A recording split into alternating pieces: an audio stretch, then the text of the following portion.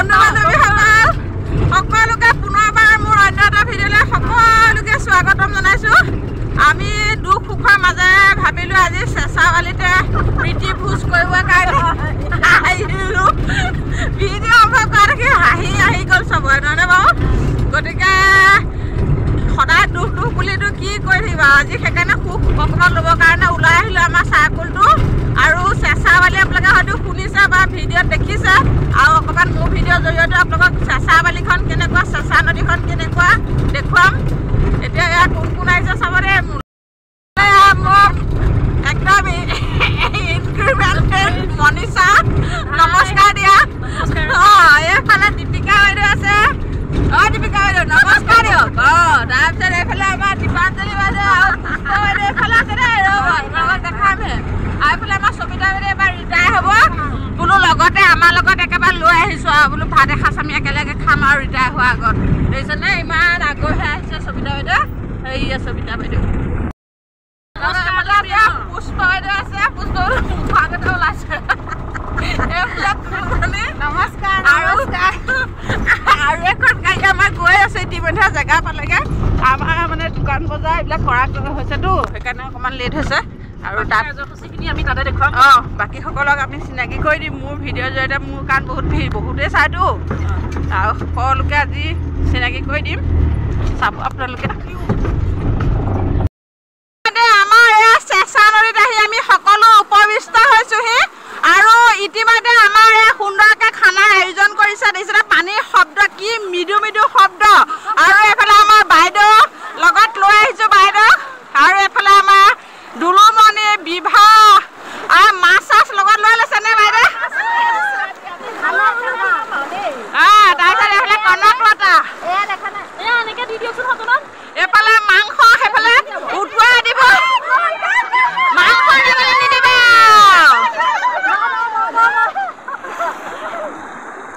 এইফালে দুলুমণি সাৱধান।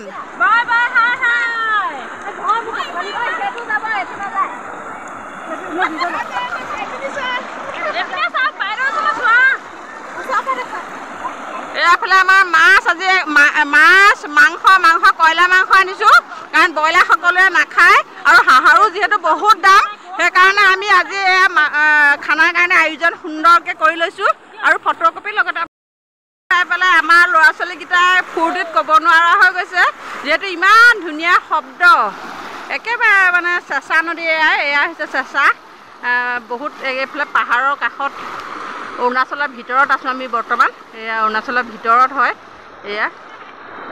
এইফালে চেঁচা নদী এইখনেই।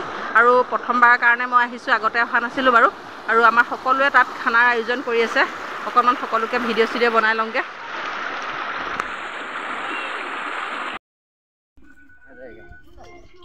লাগিব দিয়া, মাটিকণ খান্দি পেলাই লাগিব।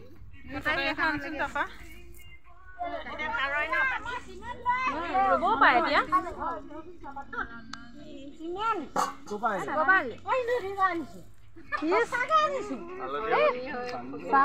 ক'ত পাব তাই?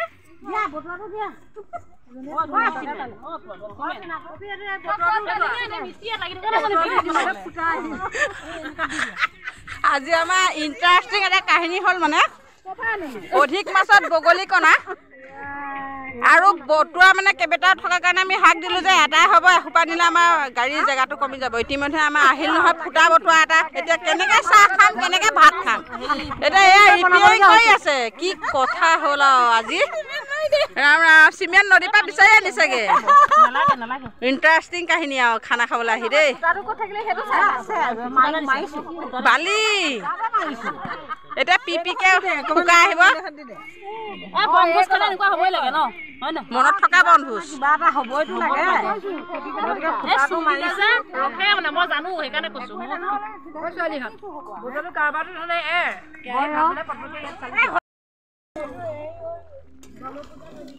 এইফালে আমাৰ এই দালি বৰ্তমান উতলি আছে। আৰু আমাৰ গীতা বাইদেউ দালি গুৰি ধৰিছে দেই।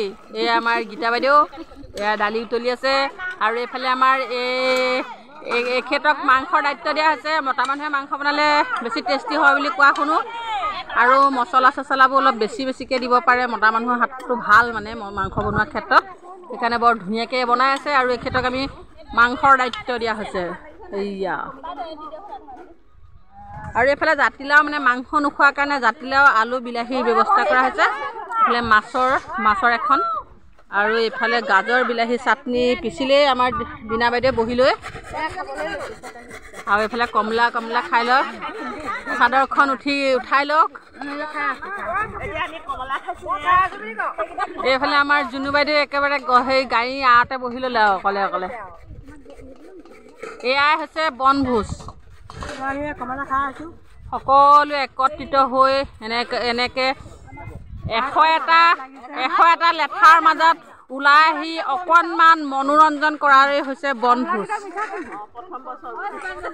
2025 জানুৱাৰী মাহ ইতিমধ্যে শেষৰ ফালেহে আমি সময় পাইছোঁ আগৰ ফালে আমাৰ বেলেগ ঠাইত বনভোজ খাই থাকোঁতে সময় গৈছে আৰু এই চাওকচোন বহুত দূৰণি গাড়ী আহিছে বহুত পাৰ্টি আহিছে ইয়াত বহুত দূৰণিৰ পৰা আহে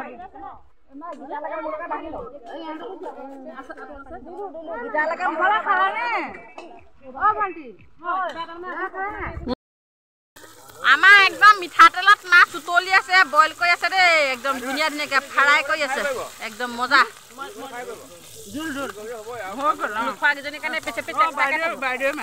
এইফালে আমাৰ বাইদেউ লাগিছে দেই বাইদেউ অকণমান হেতা মাছ ফ্ৰাই কৰি ভাল পায় যে সেইকাৰণে লাগি গৈছে সেয়াও এইফালে আমাৰ মাংস গৰগৰকে উতলি আছে এইফালে মাছ একদম ফ্ৰাই কৰি আছে আৰু সুন্দৰকে আমাৰ খানা আয়োজন কৰা হৈছে ধুনীয়াকে আৰু টেঙা খুৱাই টেঙা খাইছে কমলা খুৱাই কমলা খাইছে বগৰী খুৱাই বগৰী খাইছে তামোল খুৱাই তামোল খাইছে মন ভাঙি সকলো ওলাই আহিছে আজি লেঠা লুঠলি এৰি আৰু এইফালে অকণ ফুৰি আহোঁগৈ ব'লক এইফালে গাজৰ বিলাহী চাটনি হৈ আছে দেই আৰু খন্তেক পাছতে আমাৰ ভোজৰ সমাপ্তি ঘটিব তাৰপিছতে একদম আমাৰ আকৌ এই বাইদেউগৰাকী এইবাৰ আমি লৈ আহিছোঁ এইবাৰ ৰিটায়াৰ হ'ব বাইদেউ বেয়াও লাগিছে বাইদেউ আৰু কিমান দিন আছে আৰু দেহি আমাৰ লগৰ পৰা যাবগৈ আৰু বাইদেউ একো নহয় আমি সদায় আপোনাৰ লগত থাকিম ন সেইকাৰণে লৈ আহিছোঁ আজি মন ভাঙি আমি অকণ ফূৰ্তি ফাৰ্তা কৰিবলৈ খানা এটা খাব লাগিব খানা খাই থকা আছে মোৰ এবাৰ এইটো 5 নম্বৰ খানা বাইদেউ থৈ পেলাই খানা এটা খাব লাগিব আমাৰ ওচৰতে যেতিয়া কোনো হেৰি নাই এইফালে আমাৰ এভাৰেষ্ট সিংহ বগাই আছে এভাৰেষ্ট সিংহ ওপৰলৈ উঠি গৈ আছে কল্পনা চাউলা নে এইফালে আকৌ গোটেই সকলে একদম নদীৰ মাজত নামি অকণমান এনজয় কৰি আছো আমি সকলোৱে ধুনীয়াকে আহি পোৱা নাইতো আগে পাছে গতিকে চাই লওঁ অকণমান ধুনীয়া লাগিছে কি সুন্দৰ দৃশ্য নহয় কেতিয়াও আহি নোপোৱা এটা বৰ ধুনীয়া দৃশ্য আজি দেখিবলৈ পালোঁ দেখিছেনে কি সুন্দৰ পাহাৰৰ মাজে মাজে একদম নদীৰ কুলু সুৰেৰে আমি আমাৰ বান্ধৱীহঁতৰ সৈতে সখীহঁতৰ সৈতে এয়া ফূৰ্তি ফাৰ্তা কৰি আছোঁ আৰু এনেদৰে জীৱনবোৰ আচলতে অতিবাহিত কৰিব লাগে জীৱনটো সদায় মানুহৰ দুদিনীয়া গতিকে থাকোঁতেই সকলোৱে ফূৰ্তি ফাৰ্তাকৈ দিনকেইটা পাৰ কৰাটোৱে আচল কথা দেখিছেনে কি সুন্দৰ দৃশ্য পাহাৰৰ মাজে মাজে কুলু শব্দৰ সুৰেৰে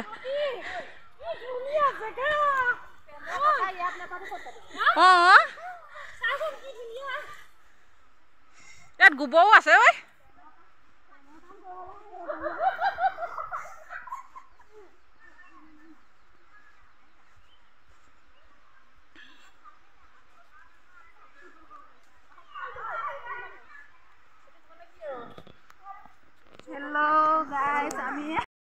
দুই নম্বৰ চাহো খালে 1 নম্বৰ চাহৰ লগত সকলো আছিলে এতিয়া 2 নম্বৰ খালি চাহ খাই আছে ৰাইজে পিঠা আছে তোৰ ঠেকেচা পিঠা খাই আছে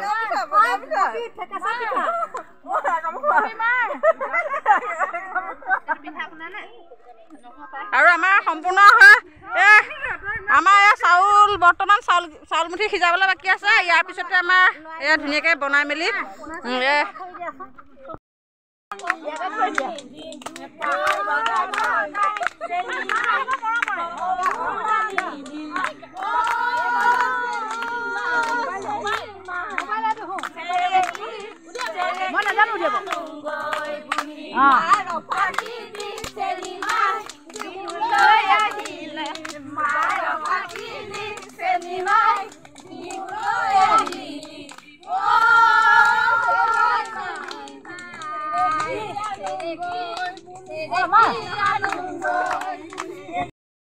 আজি আমাৰ প্ৰীতিভোজৰ ইতিমধ্যে একেবাৰে শেষৰ অংশ পাই গ'লোহি। এতিয়া সুন্দৰকৈ মাছ মাংস চাটনি দালি আৰু সুন্দৰকৈ এনেদৰে বহি লোৱা হ'ল।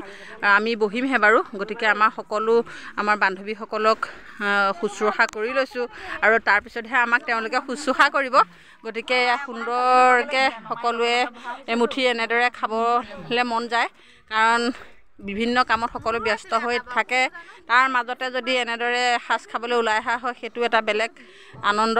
গতিকে এনেদৰে সুন্দৰকৈ সকলো বহি এসাঁজ খোৱাটো বৰ ভাগ্যৰ কথা বা আনন্দৰ কথা। আৰু আমি এনেদৰে এসাঁজ আজি সকলোৱে খালোঁ। তাৰপিছত অনাগত ভৱিষ্যততো এনেকৈ লগে ভাগে এসাঁজ খাবলৈ আগ্ৰহী নে? সকলো আগ্ৰহী। ধন্যবাদ। সকলোৱে এনেদৰে আগন্তুক বছৰটো সকলোৰে সুস্বাস্থ্য কামনা কৰিছোঁ আৰু সকলো সুন্দৰভাৱে দিনবোৰ পাৰ কৰক ন, অপয়া মংগলবোৰ আঁতৰ হওক। আৰু আজি আমাৰ নহাসকলক ইয়াৰ পৰা ক'ব বিচাৰোঁ যে আপোনালোকৰো যিসকলে অহা নাই সেই সকলৰ মনবিলাক আহিবলৈ চেষ্টা কৰিব, কাৰণ এনেদৰে এসাঁজ খোৱাটো বৰ ডাঙৰ কথা। সদায় মানুহৰ অভাৱ অভিযোগ থাকে, তাৰ মাজত দিনবোৰ অতিবাহিত কৰাটোৱে আচল কথা। গতিকে আমি ইয়াৰ পিছতে বহি খাই সুন্দৰকৈ পাৰ কৰিম।